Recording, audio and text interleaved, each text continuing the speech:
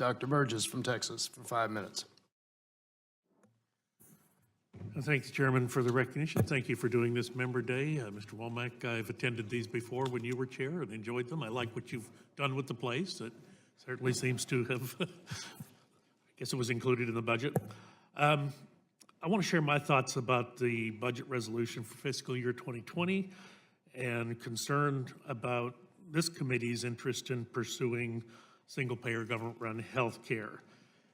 Health policy has a budgetary component, I accept that. But on the policy side, our committee, the Committee of Energy and Commerce, is one of the principal committees of jurisdiction that involves itself deeply in the genesis and management of healthcare policy.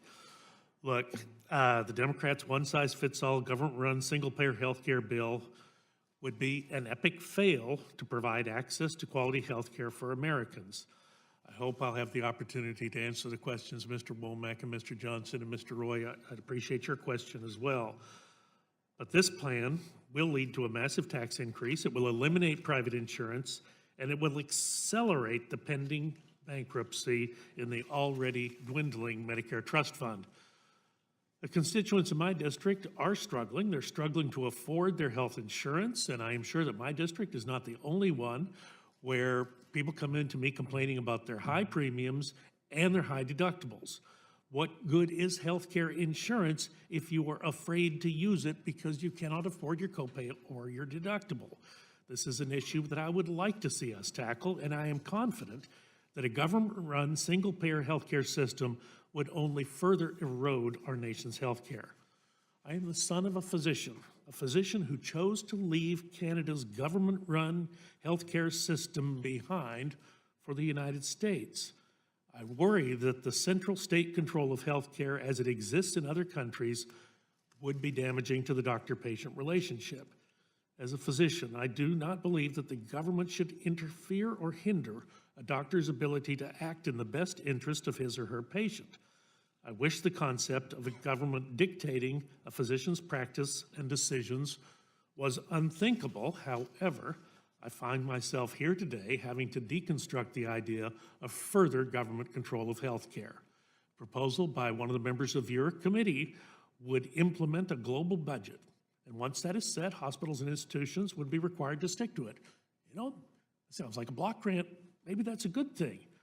But there's another part of the bill that talks about making this expenditure an entitlement. So I'm a little confused. Is it a block grant or is it an entitlement? And as this committee knows better than any committee in the United States House of Representatives, the thing that is driving our debt and deficit is that expenditure which is already baked into the cake over which we have no control.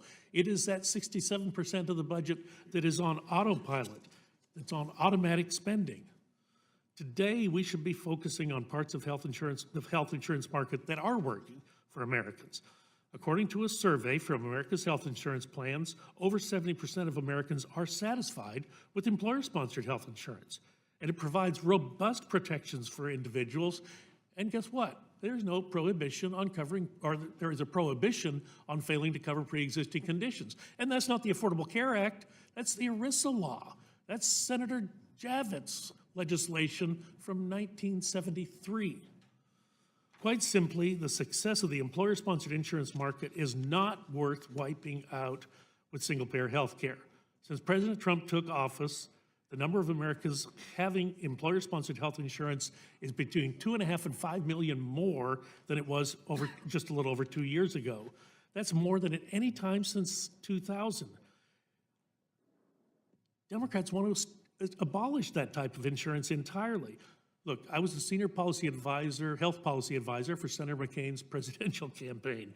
Senator McCain proposed a plan that would impact ERISA plans, and I learned firsthand that's not something that you want to mess with. People don't take kindly to you changing their employer-sponsored health insurance. So instead of it building on the success of our existing health insurance framework, this radical single-payer government-run system would tear it down. It would eliminate employer-sponsored health insurance, private health insurance, and popular Medicare Advantage plans. The single-payer healthcare system would be another failed attempt at one-size-fits-all Americans are all different, and a single-payer healthcare system will not meet the varying needs of each and every individual. Single-payer is not one size fits all, it's one size fits no one. I'll be happy to take